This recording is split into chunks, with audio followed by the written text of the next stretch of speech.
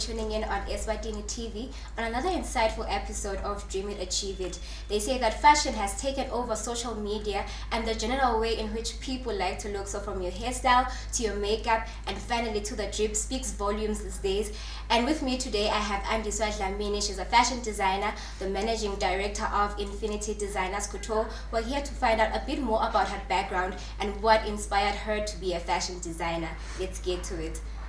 Andiswa, thank you for taking your time to speak with us today. Can you please introduce? Hi Nomalungelo, thank you for having me today, and hi to everyone at home. My name is Eswatini. I am the founder of Infinity Designers Couture. I make swimsuits, dresses, and all the likes. So why did you venture into this type of a business? Like, what inspired you to have a backstory? Did your grandmother teach you how to sew, or did you learn that from school? I have always been in love with fashion for as long as I can remember. I think what inspired me the most is being surrounded by people who are into fashion and designing. I have a cousin who is into styling, so growing up watching her dress up, that inspired me a lot. Okay, so what would you say are some of the things that you have learned in fashion, or rather challenges, because sometimes I know that working with different people, a customer or clients, can be very, very difficult. So how do you make sure that your client is happy at the end of the day with your service? Okay, I'm going to start with the fact that I am self-taught. So it was very hard for me to learn some of the things. I had to teach myself most of the things that I know. I didn't do home economics at school. I'm studying food science university, so my course doesn't really involve anything that has to do with fashion. So everything I know, I've learned from YouTube, I've taught myself basically. Yeah. So some of the challenges that I have faced is having to learn every day, try out new things, explore. So it is easier for me to work with people who are the same size as me, and having to explore different body sizes is a challenge so far. And yeah, it's one of my biggest challenges, exploring different body sizes. And to people that are finding out at home that you taught yourself by watching YouTube videos, like you didn't have to go to school, what would you say to them? And they feel like, maybe I want to start something. What advice would you give to the people that are watching that are feeling like I should be doing something with my life? I think what I can say is you should learn to be patient with yourself. If you're passionate about something, take time to learn about it. Be patient. You're not going to get it overnight.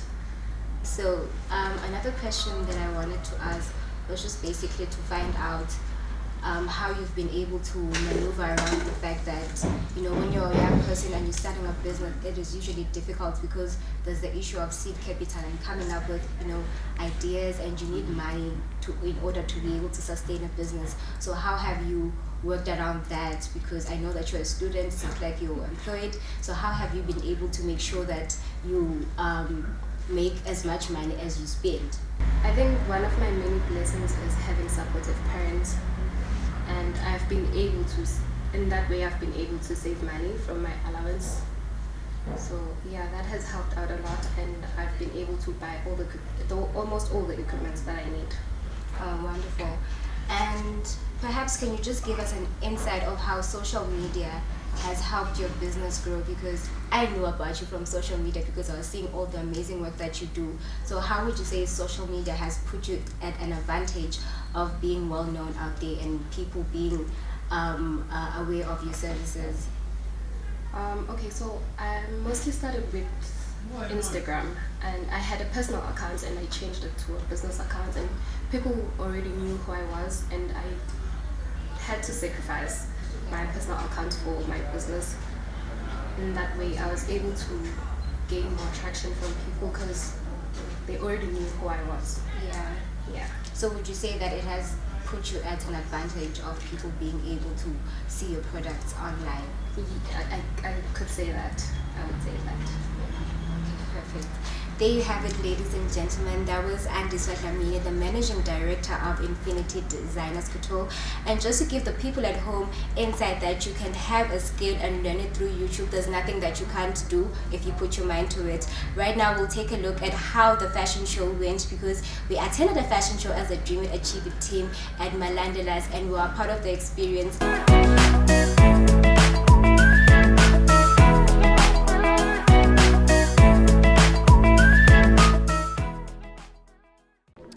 The Dream It Achieve It team has taken a step out of its normal comfort zone, and we have attended a fashion show at Malandelas with one of our local entrepreneurs who's a fashion designer, managing director of Infinity Designers Couture, here to tell us more about what she thought about today's fashion show. Let us find out from Eswatini. So good to have you on the show. You look stunning. Who dressed you today? I dressed myself. You dressed yourself. Pretty interesting. So as a fashion designer, we know that one of the important things that one person looks forward to is being able to host such events. What would you say inspires you about this type of event? I guess I could say I've been motivated. I'd like to see my own designs on the runway as well. It's nice to see other Swazis showcasing their stuff, and I'm definitely going to go and work on a collection. So which of the collections did you enjoy the most? It had to be the last designer, Black Stage. I liked everything she had there. It was vibey. I think you can play around with the colors she had. You can wear it with solid colors, put it on top. It was really pretty. Now, as a fashion designer, because it is the winter season, what are the top 5 items a person should have in their closet? Boots, heeled boots. I prefer heels. Your coat, your Polo necks, yes. Bag, your bag. You can never go wrong with the bag. Accessorize, pants, and some of the designs like this. Okay. Yes. Now, is it your dream to see your brand grow to this extent where you're able to host fashion shows yourself? Yes. I would love to be part of runway shows like South African shows. You know, it's really nice to see. I don't know what to say, and I'm feeling awkward right now. And there you have it, ladies and gentlemen. That was Eswatini, managing director of Infinity.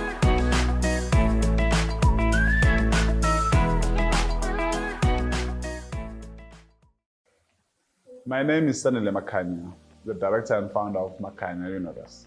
Makanya Universe is a media company that specializes on creating marketing content.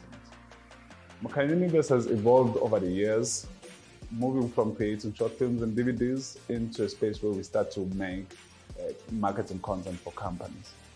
Makanya Universe has evolved over the years from selling short films and DVDs to capturing events and photography into creating specific marketing content for companies. And the evolution that we've seen, we are proud of, and we know it is a step in the right direction because we are moving closer and closer to the bigger picture that we envisioned when we started the company.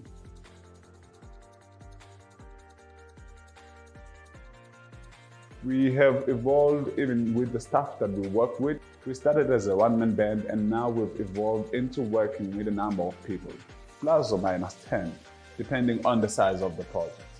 We couldn't be more proud of the people that we work with based on what we've seen come out of them because of this project. The company's evolution has pushed us into working with companies that we initially dreamed to work with when we started, companies like MTN. And we appreciate the opportunities that it has given us, not solely for the growth of the company, but for the growth of the people that we work with. And we worked in the Project Go, and we worked in other projects that are internal. And that has driven the growth from editing, from lighting, from cinematography, to production coordination itself. And that has driven us to have more confidence and to deliver more. And we're still on more projects with MTN as we speak. We've also worked with companies like Eswatini Sugar Association, which has pushed us into showing the country as it is and the people as they are. That has been one of our objectives, to be authentic on who we are as Swazis. The owner TVC with Standard Bank was one of the greatest that we've done so far, because we did it in a very short space of time, but we pushed ourselves to the limit. And now we know that the limit that we knew is no longer a limit, but it's a possibility.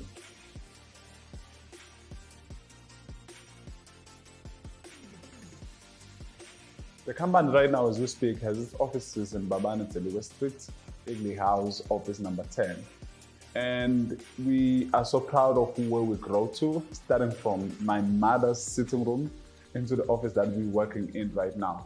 And looking at the number of people that are working and depending on this company to make money so that they can make a living, we are very proud of that. And we have interns that are learning from the people that we're learning from, the other people that were here.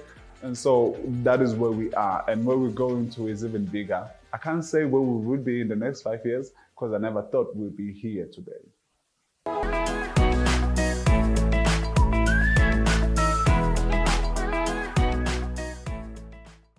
The Dream It, Achieve It mentorship. We're here at Malandalas with the amazing Philippa Thorne, who's been in the fashion industry as a creative director for over 22 years, and she's going to be a mentor for today. So we're going to let them have the chat themselves and talk about how they can improve Anderso's business, which is Infinity Designers Couture, and we're here for it. Let's get it. I have a few questions that I would love to ask to get your point of view on. One of them would have to be on setbacks.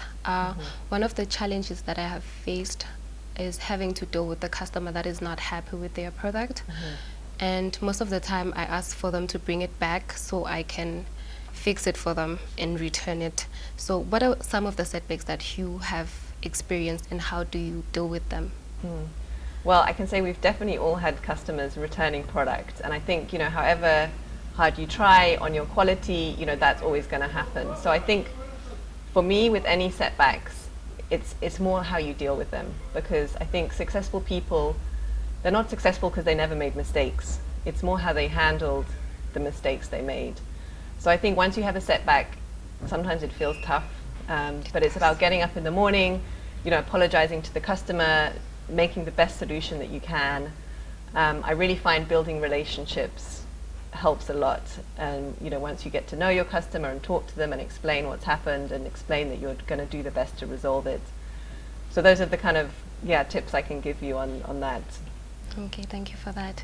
I think I'd also love to know how you deal with the taking risks, because in the fashion industry it requires you to take a lot of risks. How do you embrace risk taking? Yeah, it's a good question, and it's a tough one. And I think from my experience, I would say like the financial risk has always been a big one, because if you're making a new collection, you have to put a lot of money in. You've got to buy the fabric, then you cut it, and once you've cut it, that's it. You can't go. There's no going back, right? Yeah. So the financial risk is tough, and what I would say is I've always worked on scaling my business on a step-by-step level. You know, I might start with one small capsule collection and develop that for a while, and then start to do a bit more the next time. I also think it's important not to try and do too much when you're just starting. Rather start with something small and really get that right. On other risks, I think, you know, your generation, you're going to be ready for you're the risk takers. So I guess you guys are going to be leading the way. So I'd also like to know, how did you set yourself apart from what everyone else was doing? How did you develop your culture? So I think it really, for me, it always has to be authentic.